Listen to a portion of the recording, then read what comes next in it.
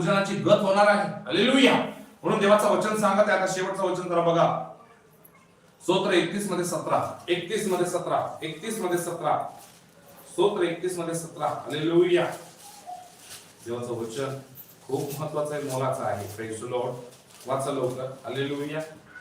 हे परमेश्वरा, हे परमेश्वरा, मला लज्जित होऊ देऊ नको, मला लज्जित होऊ देऊ नकोस, कारण मी तुझा धावा केला आहे. आमेन. दुर्जन लज्जित हो, हा, ते अंध लोकात निशब्द राहो. अधूर लोक इथे कसे राहोत? निशब्द. निशब्द राहो. हालेलुया. प्रभू त्या ठिकाणी जे दुर्जन आहे, प्रभूचं वचन सांगत आहे, त्या अंधारामध्ये कसं राहतील? निशब्द राहतील. हालेलुया. असं दुर्जनाची शेवटची गत होणार आहे. हालेलुया. म्हणून त्यासाठी जगामध्ये पण असे लोक आहेत जे बोलू नये ते बोलतात, जे करू नये ते करतात, आणि जे परमेश्वराला आवडत नाही त्या गोष्टी तोंडावाटे काढतात. प्रभूचं वचन सांगत आहे, अशा लोकांची तोंड बंद केली पाहिजे. काय म्हणते वचन? तोंड बंद केले पाहिजे. जरा बघा बरं वचन. पिताला पत्र पहिला अध्याय 10 आणि 11 वचन, 10 आणि 11 वचन, 10 आणि 11 वचन संपलं. मग आपण प्रार्थना करू. हालेलुया. पिताला पत्र पहिला अध्याय 10 आणि 11 वचन, 10 आणि 11 वचन, 10 आणि 11 वचन वाचूया.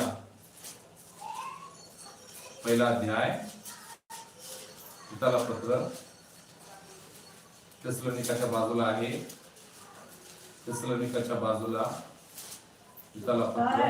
हा, अनावर व्यर्थ बोलणारे, अनावर आणि व्यर्थ गोष्टी बोलणारे व ठणकणारे, ठमकणारे हा, असे पुष्कळ आहे. असे पुष्कळ आहे. त्यांच्यात हा, विशेष करून हा, सुनतेच्या हा, पक्षातले आहेत. आमेन. हा, 11 वचन.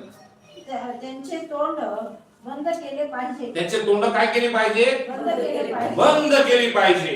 जे शिकू नये, जे शिकू नये ते घाणेरड्या, ते घाणेरड्या लाभासाठी शिकवून आमेन. ते संपूर्ण घराण्याची हा, उलटपालट करतात. काय करतात? उलटपालट करतात. सगळ्या घराची उलटा पालटा करून टाकतात. मग बारकाईने फोन करतात, फोन करून घरात शिवतात. जे शिकून ते शिकवतात आणि अख्ख्या घराचा काय करून टाकतात? उलटा पालटा करून टाकतात, नाश करून टाकतात. असे तोंड काय केली पाहिजे? देवाने काय म्हणत आहे?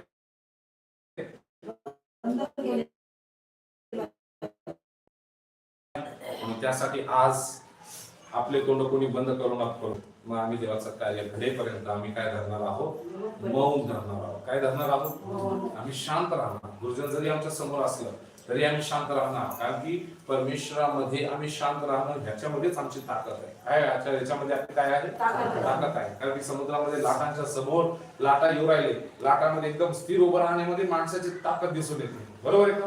लाटा आले, लाटा बरोबर तो कोसळून खाली पडला, काय तुझ्यामध्ये ताकद तुझी तेव्हा दिसून येईल जेव्हा तू काय होशील? खंबीर उभा आहे. हालेलुया. इतकी वादळ येऊ राहिले, लाटा येऊ राहिले, सर्व येऊ राहिले, पण त्याला तर काहीच फरक पडले राहिला. शैतान पण गडबडून जा. हालेलुया. म्हणून योबाच्या जीवनामध्ये एवढं वादळ वारा आणून शैतान घाबरला आणि तो म्हणतो, प्रभू त्याने तो एवढं करून पण तो तरी तो तुझा माणूस झाला ना, आता तू काय करू? आता मी त्या शरीराला जाऊन कीड लावतो. तो म्हणतो जाय लाव, पण त्याच्या आत्म्याला मात्र हात लावू नको. शैतानच पेचामध्ये पडला, अशी आपली धार्मिकता असली पाहिजे. हालेलुया.